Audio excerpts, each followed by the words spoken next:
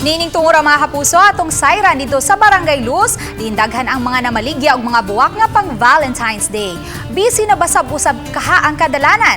Ug naa karon dito si kapusong Nico Sereno. Live, Nick.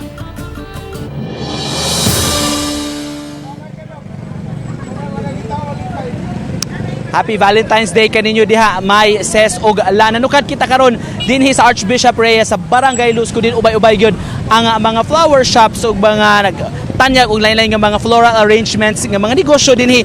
Busy na gyud kaayo dinhi sa atong nahimutangan karon kay may bantayan. Nag-abot-abot ang mga tao nga nag-order na malit og mga lain-lain nga mga floral arrangements perfecting panahon sa Valentine's pangregalo sa mga mahal sa kinabuhi. Kiningon ani nga set pila ni dosina man ni sir no nga rose tagpilaon man ni sir tag ganiha tag 1.5 na sir ni karon baligyan na mo 1.2 oo ni usos medyo ang presyo sir among gisusan para mahurot sir para makurot daghang salamat sir ubay-ubay pa ning display ni sir dire pero daghan sab kaayo lan way puas ang pag-abot-abot sa mga tao dinhi naka-motorsiklo nakasakyanan nga mamalit og mga buwak. Sir, maayong hapon.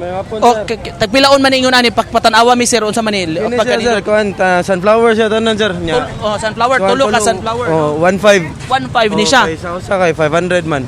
Buot pasabot usa ka sunflower lang 500. Mo na niya ang presyo. Oh. So kani yes, ani nga arrangement yes, sir 1.5 na. Yes sir. Mas okay sir kung mas kana mo palit ka o kanang usang ay bouquet ra siya kay makapalit man sad kag kanang sunflower nga alone lang ba dili siya bouquet mas mayo kung bouquet na siya kay sulit ang imong 500 ba kay bouquet siya imong palit. Kumusta nahurot na inyong baligya? Kuan sir na pa inoy nabilin pero at least may ta karon lang adlaw mahurot gyud. Yes sir. Kung di mahalin karong adlaw sir unsa may mahitabuan eh? Napa may inoy ugma sir nya napa may mga remaining orders ba kanang kuan pa kanang mga naiuban nga kuha ni kaugma, naiuban kuha ni ka 16.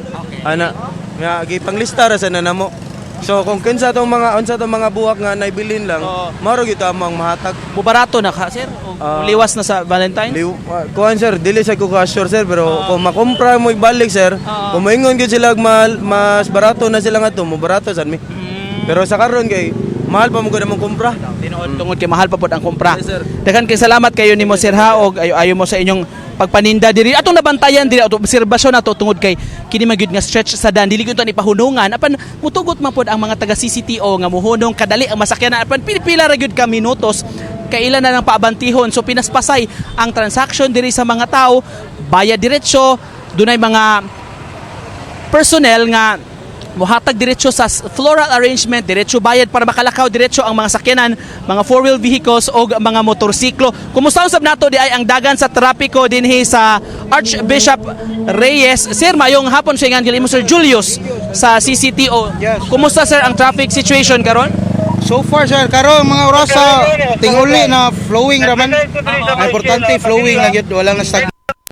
Ubay gyud sir manghunong diri sa mga flower shop sir. Ubay gyud nya gitagaan na nato sila konsiderasyon kay para makahatag sad silang kapikas or mga oyab.